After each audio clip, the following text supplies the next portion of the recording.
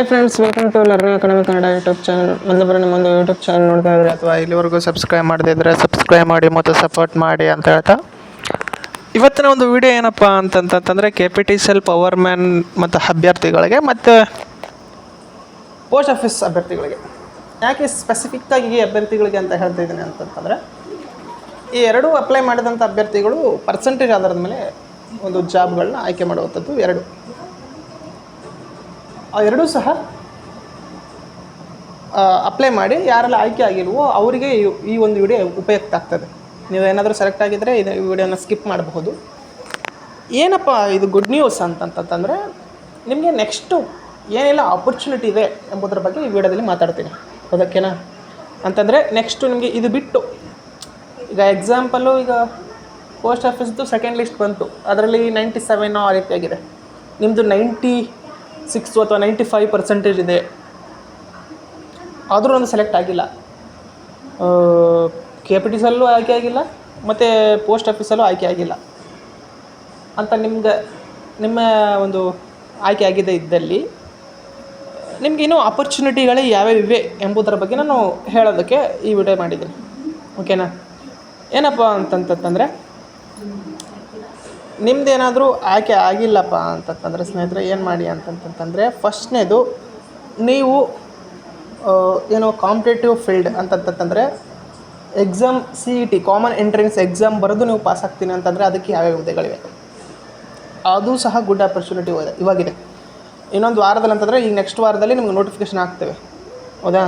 ಅದು ಸರಿಸುಮಾರು ಒಂದು 56,000 ನೋಟಿಫಿಕೇಷನ್ ಆಗ್ತವೆ ಅಂತ ಹೇಳಿದರೆ 100% ಆಗ್ತದೆ. ಇನ್ನೊಂದು ವಾರದೊಳಗಡೆ ನೋಟಿಫಿಕೇಷನ್ ಆಗುತ್ತೆ. PCPSC ನೋಟಿಫಿಕೇಷನ್ ಸಹ ಈಗ ಬರುತ್ತೆ ಇನ್ನೊಂದು 2-3 ದಿನದಲ್ಲಿ.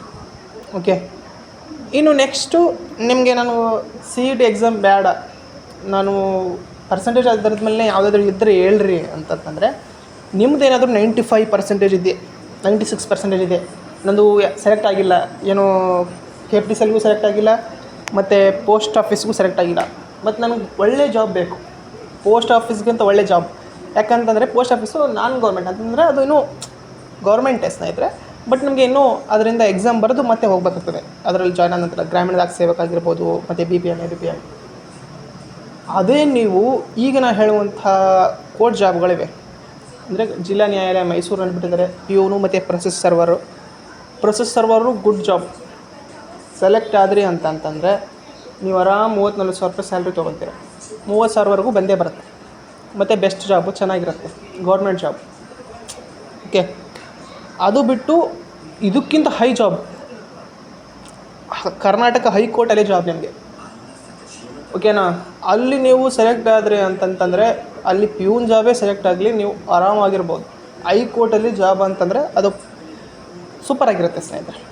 ಓಕೆ, ಹಾಗಾಗಿ ಅದಕ್ಕೂ ಸಹ ನೀವು ಅಪ್ಲೈನ ಮಾಡಿರಿ, ತುಂಬ ಚೆನ್ನಾಗಿರ್ತವೆ ಜಾಬ್ಗಳು. ಅದ್ರ ಬಗ್ಗೆ ನಾನು ವೀಡಿಯೋಗಳನ್ನೂ ಮಾಡಿದ್ದೀನಿ ಮತ್ತು ಅಪ್ಲಿಕೇಶನ್ ಯಾವ ರೀತಿ ಹಾಕಬೇಕು ಅಂತಲೂ ಮಾಡಿದ್ದೀನಿ, ವೀಡಿಯೋಗಳಿವೆ, ನೋಡಿರಿ.